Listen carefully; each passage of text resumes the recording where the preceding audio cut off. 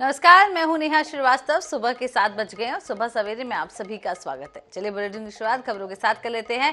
जहां भाजपा ने मध्य प्रदेश विधानसभा चुनाव के लिए जारी दूसरी लिस्ट में 3 केंद्रीय मंत्री समेत 7 सांसदों को प्रत्याशी बनाया है। केंद्रीय मंत्रियों ने मुरैना की दिमनी सीट से नरेंद्र मोदी, नरसिंहपुर से प्रहलाद पटेल और निवास से फग्गन सिंह कुलस्ते को प्रत्याशी बनाया है। बीजेपी महासचिव कैलाश विजयवर्गीय को इंदौर विधानसभा क्रमांक 1 से टिकट दिया गया है। वहीं मैहर से नारायण त्रिपाठी, सीधी से केदारनाथ शुक्ला और नरसिंहपुर से जालम सिंह पटेल के टिकट काट दिए गए हैं। बीजेपी अपने 4 सांसदों को भी विधानसभा चुनाव लड़ा रही है। जबलपुर पश्चिम से राकेश सिंह, सतना से गणेश सिंह और सीधी से रीति पाठक और गाडरवारा से उदय प्रताप सिंह को प्रत्याशी बनाया गया है। छिंदवाड़ा से विवेक बंटी साहू को उतारा गया है। वहीं लाहार से अमरीश शर्मा और राघवगढ़ से हीरेंद्र सिंह बंटी बना पर पार्टी ने भरोसा जताया है।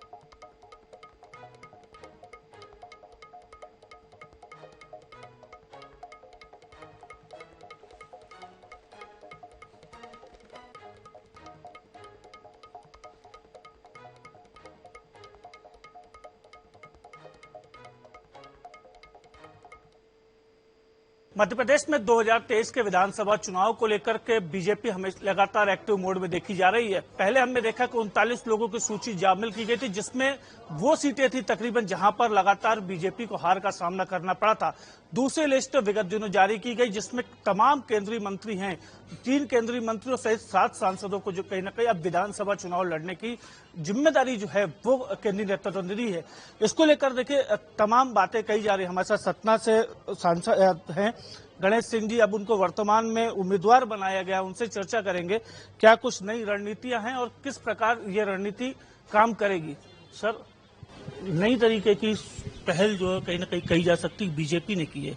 अभी तक देखा नहीं गया कि केंद्रीय नेतृत्व को जो है विधानसभा चुनाव लड़ने के लिए आगे लाया जाए। भारतीय जनता पार्टी सदैव हर चुनाव में अपनी नई रणनीति के साथ उतरती है और यही वजह है कि आज विश्व की सबसे बड़ी पार्टी, देश के एक बड़े भूभाग में राज करने वाली पार्टी और प्रधानमंत्री नरेंद्र मोदी जी के नेतृत्व में जिस तरह से भाजपा का विस्तार हुआ है, देश का जो विकास का काम हुआ है, जन कल्याण के काम हुए, हमारे चुनावों में वो सारी चीजें परिलक्षित हो रही हैं। और इस बार की जो मध्य प्रदेश की रणनीति है, मध्य प्रदेश में पूरे भाजपा की सरकार बनानी है, भारी बहुमत के साथ सरकार बनानी है। और दूसरी लिस्ट जो निकली है, उस दूसरी सूची को देखने के बाद कांग्रेस पूरी तरह से बौखला गई है। अब उनको लगता है कि हमारी नैया तो डूबना तय हो चुका है, इसीलिए वो इधर उधर की बातें कर रहे हैं। सच्चाई ये है कि अभी कल जो महाकुंभ हुआ कार्यकर्ताओं का, वो इतना बड़ा जन सैलाब था। वो कार्यकर्ता थे, आम पब्लिक नहीं थी।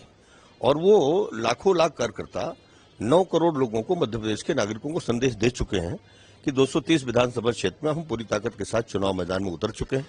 प्रधानमंत्री जी ने कल जिस तरह से उनका जोश और खरोश बढ़ाया है और जिस तरह से उनको आह्वान किया है, और कार्यकर्ताओं ने पूरी तरह से उनको आश्वस्त किया है कि 230 विधानसभा में भाजपा की कांग्रेस है को हम लोग पराजित करेंगे और पूरे दम के साथ हम लोग चुनाव मैदान में उतर चुके हैं। ये तो सतना सांसद गणेश सिंह जिनका कहना है कि अभी और विकास कार्यों में तेजी आएगी। सिर्फ सतना ही नहीं, सतना लोकसभा क्षेत्र में आने वाली 7 विधानसभा सीट पर भारतीय जनता पार्टी जी तोड़ के मेहनत भी करेगी और काम भी करती हुई नजर आएगी। कैमरा पर्सन नितिन मालवीय के साथ प्रदीप तलेया, INS 24/7 भोपाल।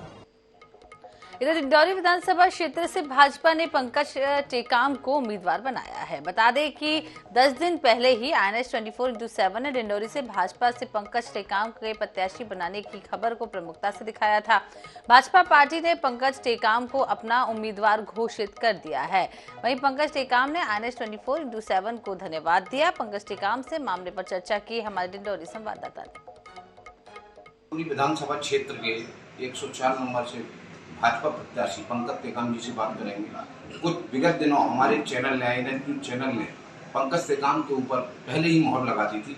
उस विषय में हम जानकारी लेंगे पंकज टेकाम जी से। देखिए, INS न्यूज चैनल ने लगभग 10 दिनों पूर्व अपने न्यूज चैनल पर कुछ नाम दिखाए थे, उसमें मेरा नाम भी INS ने दिखाया था। अभी विधानसभा चुनाव तैयारी में लगे हुए हैं, डिंडोरी के लिए क्या देखेंगे? 3 बार का विधायक आपके सामने कांग्रेस देखिए, लगातार मध्य प्रदेश और देश में भारतीय जनता पार्टी की सरकार काम कर रही है और उस नाते हम सबकी जवाबदारी है और लगातार संगठन के माध्यम से हमने जन जन के बीच में जाकर सरकार के कामों को धरातल तक पहुंचाया है। परंतु पिछले 15 वर्ष के जो हमारे उदासीन कांग्रेस के विधायक हैं, इस बार का चुनाव भारतीय जनता पार्टी और कांग्रेस के मध्य नहीं है। इस बार का चुनाव जनता और जो उदासीन विधायक 15 साल के कांग्रेस के यहाँ हैं और जनता और कांग्रेस के उदासीन विधायक के बीच का चुनाव है। और इस बार जरूर 15 साल की उदासीनता को जनता यहाँ की समाप्त करेगी और भारतीय जनता पार्टी की झोली में हमारी इस विधानसभा को डालेगी। मध्य प्रदेश में विधानसभा चुनाव को लेकर भाजपा ने अपने उम्मीदवारों की दूसरी लिस्ट जारी कर दी है। रायसेन जिले से उदयपारा विधानसभा से नरेंद्र शिवाजी पटेल को मैदान में उतारा गया है। खास बातचीत में नरेंद्र शिवाजी पटेल ने INS 24/7 का धन्यवाद जताया। उन्होंने कहा कि INS 24/7 ने पहले ही बता दिया था कि प्रत्याशी कौन होगा। इसके अलावा भाजपा प्रत्याशी ने यह भी कहा है कि उदयपुरा विधानसभा की जनता हर बार बदलाव करती है। इस बार देखना होगा कि जनता किसको इस सीट से विजयश्री दिलाती है। भाजपा उम्मीदवार नरेंद्र शिवाजी पटेल से खास बातचीत की हमारे संवाददाता दिनेश यादव ने।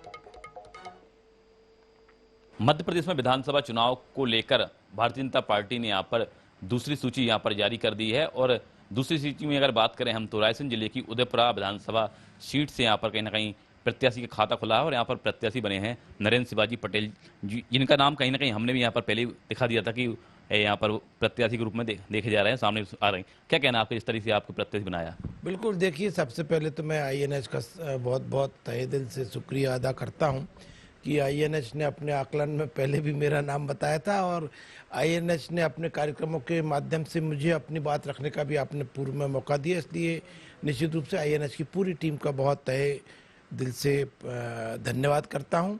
और निश्चित रूप से मेरी पार्टी ने, केंद्रीय नेतृत्व ने, प्रदेश नेतृत्व ने जो जिम्मेदारी दी है, जो विश्वास जताया है, विधानसभा उदयपुरा की सेवा का जो अवसर प्रदान किया है, उसके लिए मैं उदयपुरा विधानसभा के जनता जनार्दन का विश्वास हासिल करूं, उनका आशीर्वाद हासिल करूं। इसके लिए मैं अपने संपूर्ण सामर्थ्य से परिश्रम की पराकाष्ठा करके प्रयत्न करूंगा। अभी मेरे पक्ष में जा रहा है कि चूंकि बदलाव होना है तो कांग्रेस का विधायक है तो भारतीय जनता पार्टी के रूप में नया विधायक आएगा, तो निश्चित रूप से ये तथ्य तो मेरे समर्थन में है। लेकिन मैं समझता हूं कि यदि कोई अच्छा काम करने वाला जनप्रतिनिधि हो तो जनता आवश्यक नहीं है कि जनप्रतिनिधि को बदलें, क्योंकि भारतीय जनता पार्टी में ऐसे अनेक नेता हैं जो लगातार अपनी सीटों पर विजय हो रहे हैं। तो काम करने वाला, जनता की सेवा करने वाला जनप्रतिनिधि चुना जाएगा तो मैं समझता हूँ इस मिथक को भी तोड़ा जा सकता है। तो ये उदयपुरा विधानसभा से यहाँ पर भाजपा के नवनिर्वाचित प्रत्याशी नरेंद्र शिवाजी पटेल जी से बात हो रही थी। उनका स्पष्ट रूप से कहना है कि उन्होंने कहा है कि INS को धन्यवाद दिया है कि हमने उनका नाम यहाँ पर पहले दिखा दिया था। साथ ही उन्होंने कहा है कि शीर्ष नेतृत्व का भी यहाँ पर धन्यवाद। उन्होंने एक चीज कहा है कि जिस विधानसभा उदयपुरा बरेली विधानसभा का जो इतिहास रहा है, अभी तक का जो यहाँ पर बदलाव होता है, उसको लेकर भी उन्होंने कहा है कि ये मिथक है। अब उसको देखते हैं कि आगे निकल के सामने आता है। हालांकि ये तो देखने वाली बात तब होगी जब यहाँ पर मतदान होगी, मतदान के जो नतीजे सामने आएंगे। कैमरामैन ब्रिजेश के साथ दिनेश यादव, रायसेन। इधर भाजपा के राष्ट्रीय महासचिव कैलाश विजयवर्गीय मंगलवार को महाकाल मंदिर पहुंचे। कैलाश विजयवर्गीय के साथ उनकी पत्नी और पुत्र कल्पेश और विधायक आकाश विजयवर्गीय भी मौजूद रहे। सभी ने गर्भगृह में पहुंचकर बाबा महाकाल का अभिषेक किया। इसके बाद मीडिया से चर्चा में कैलाश विजयवर्गीय ने कहा है कि अच्छे काम की शुरुआत बाबा महाकाल का आशीर्वाद लेकर करते हैं, इसलिए वे यहां आए हैं। पार्टी ने जो निर्णय लिया है उस पर वे पूरी तरीके से खरा उतरेंगे। इस विधानसभा चुनाव में भारतीय जनता पार्टी को 2/3 से अधिक सीटों से जीत हासिल करेगी, ऐसा उन्होंने कहा है। नहीं, कोई भी अच्छे काम की शुरुआत करते हैं तो आशीर्वाद लेने तो बाबा के पास ही आते हैं। पार्टी ने एक अलग से जवाबदारी देने का निर्णय लिया है तो बाबा से आशीर्वाद लेने आया था। ऐसी कोई कामना नहीं करता हूँ मैं तो कहता हूँ कि यश दे, कीर्ति दे और भगवान जनता की सेवा करने की शक्ति प्रदान करे।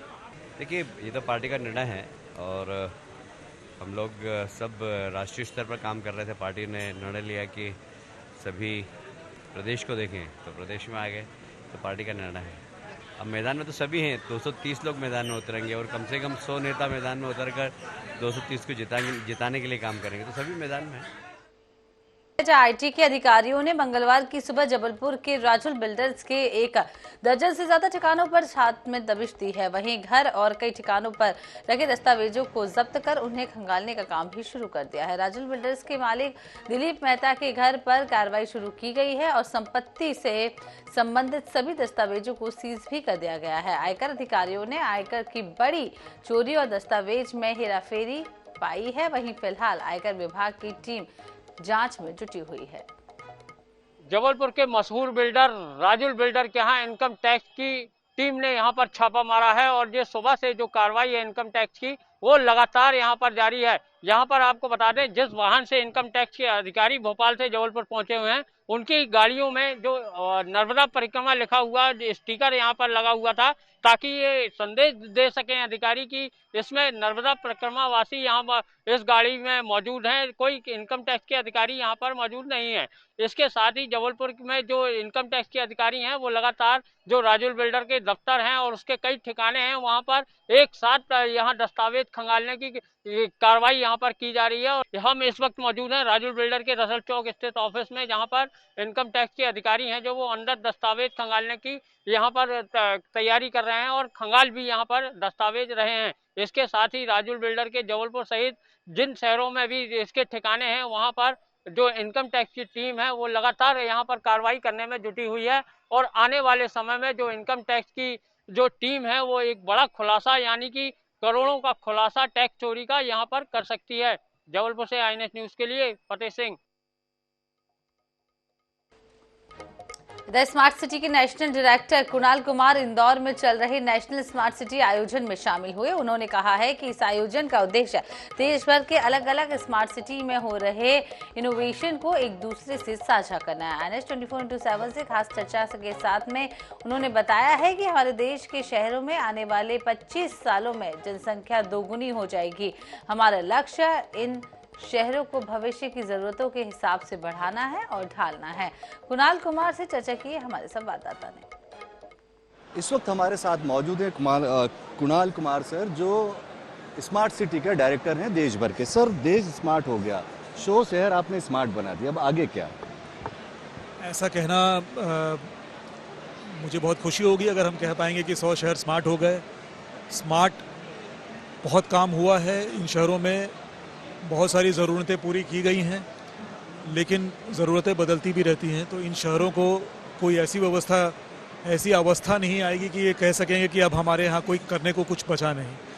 तो सबसे पहली बात तो ये है कि इन शहरों में हमको वो ताकत निर्मित करनी है और हम वही प्रयास कर रहे हैं कि हमेशा परिस्थिति के अनुरूप काम करते रहें। जनता के जो प्रश्न नए नए निर्मित हों उसके लिए रिस्पॉन्सिव बन पाएँ, हर नई परिस्थिति के लिए एडेप्टिव तरीके से काम कर पाएँ, जिससे कि नई चुनौतियों को वो अपॉर्चुनिटीज़ में कन्वर्ट कर पाएँ। ये 100 शहरों में हो रहा है। आज जो ये प्रदर्शनी आप देख रहे हैं ये अवार्ड विनिंग प्रोजेक्ट्स की प्रदर्शनी है, जिन शहरों में अच्छा काम हुआ है। ये इसके पीछे का सबसे बड़ा हेतु यही है कि यहाँ देश भर से बहुत सारे शहरों से मेयर, कमिश्नर, राज्य सरकार के अधिकारी वगैरह आए हैं। यहाँ जो काम देख के जाएंगे वो अपने शहरों में वो फिर रेप्लिकेट करें, इनसे सीख के वहाँ कुछ और नया करें, लोगों को एक अच्छी क्वालिटी ऑफ लाइफ दे पाएँ और आर्थिक विकास जो हमारे देश को डेवलप्ड कंट्री बनना है उसके लिए शहरों की भूमिका बहुत इंपॉर्टेंट रहेगी। तो ये स्मार्टिफिकेशन जो है ये अभी निरंतर हमें करते रहना है। तो देश की इकोनॉमी को बढ़ाने के लिए और आने वाले 25 सालों में जो बड़े शहरों में पॉपुलेशन फ्लो आएगा उसको संभालने के लिए स्मार्ट सिटी बेहतर काम कर रही है और एक विजन के साथ काम कर रही है। कैमरा पर्सन राहुल शर्मा के साथ महेश मिश्रा, NH 24/7 इंदौर। यहाँ रुकते एक और छोटी सी ब्रेक के लिए और ब्रेक के बाद चल लौटेंगे।